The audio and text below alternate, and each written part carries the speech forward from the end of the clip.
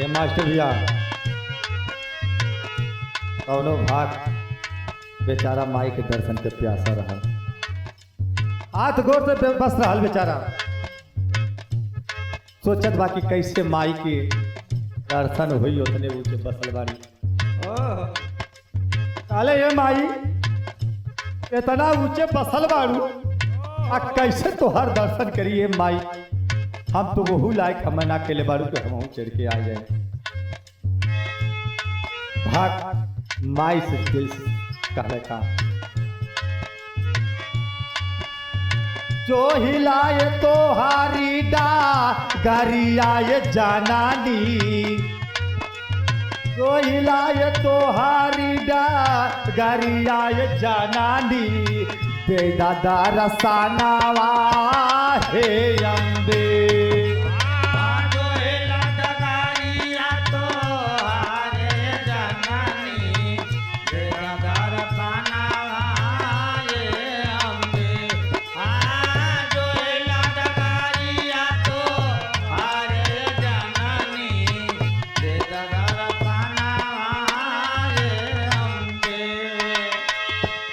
हाँ ये माई कहला दूसरी बंद में भक्ता पुजारी माई तो हरी दुआरिया, भक्ता पुकारे माए तो हरी दुआरिया, भक्ता पुकारे माए तो हरी दुआरिया।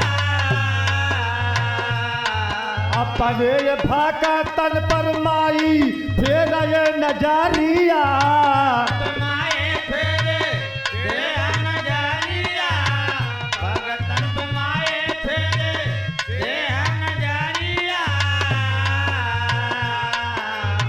जान के ये भारी देबू झोलिया ये जानानी, जान के ये भारी देबू झोलिया ये जानानी, दे दादा रसानावा हे अम्बे।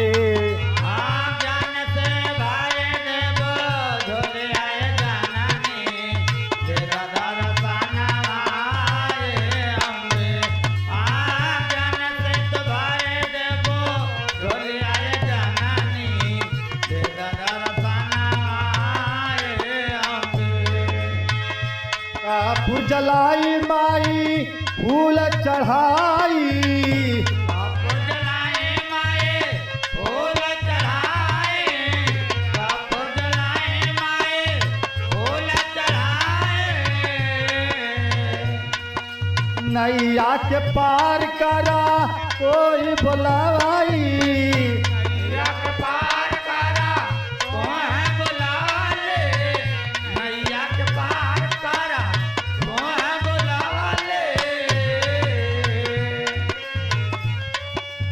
भवा में राखी ले भू,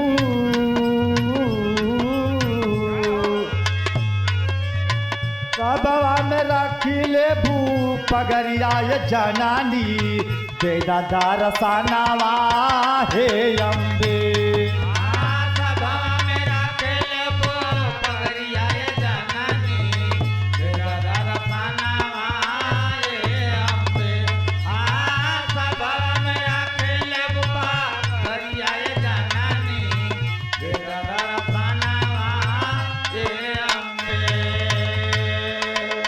के भीमल खैरी कुशी नागरवासी, भीम खैरी कुशी नागरवासी, भीम खैरी कुशी नागरवासी। जाई के भजन कैला मथुरा काशी, जाई के भजन कैला मथुरा काशी, जाई के भजन कैला मथुरा गाँव श्रीकांत लहराइए जानानी,